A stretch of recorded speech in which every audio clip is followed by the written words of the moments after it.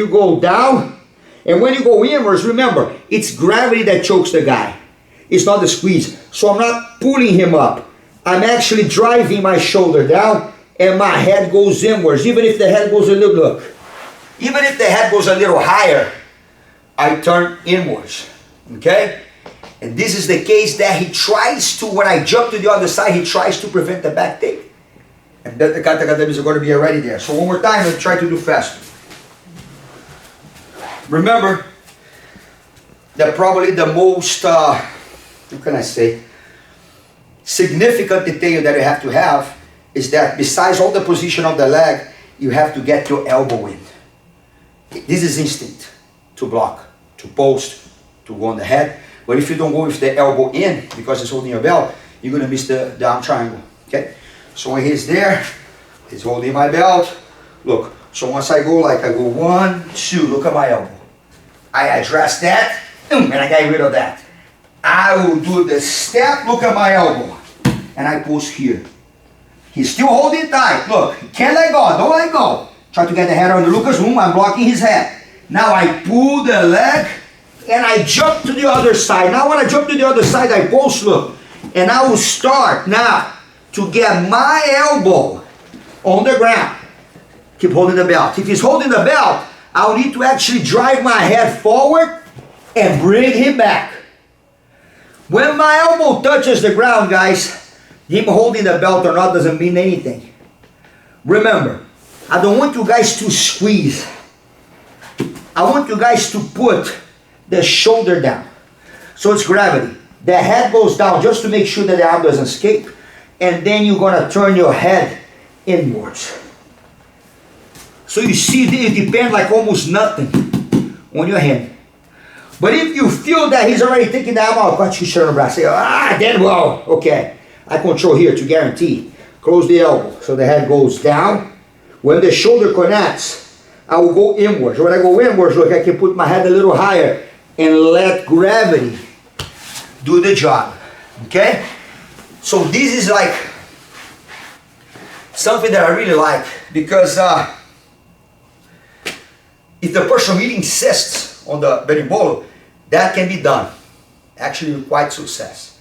But if I do, I'm going to show you a case scenario here that I don't necessarily submit him or pass, but I'm going to get rid of the berimbolo. If you do the same thing, the same concept, and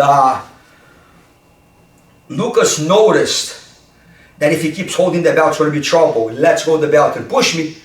I'm already with my knee on the ground, and I'm already doing kind of the same thing we did on the previous De La Riva technique, you know, which is already great. So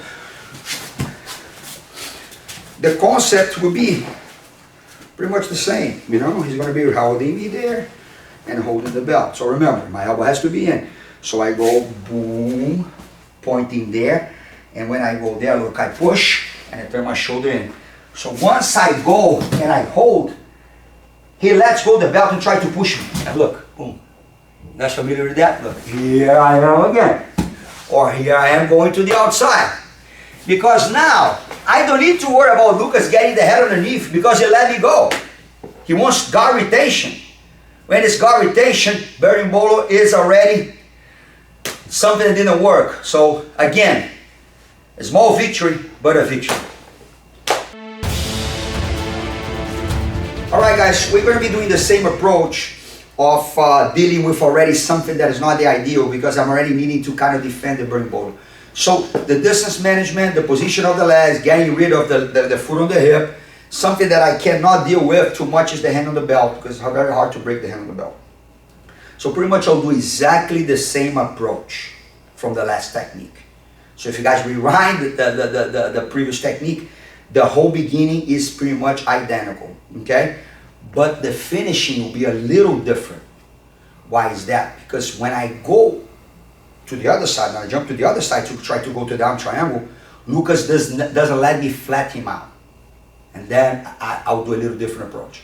Okay, so from here, look, the same thing.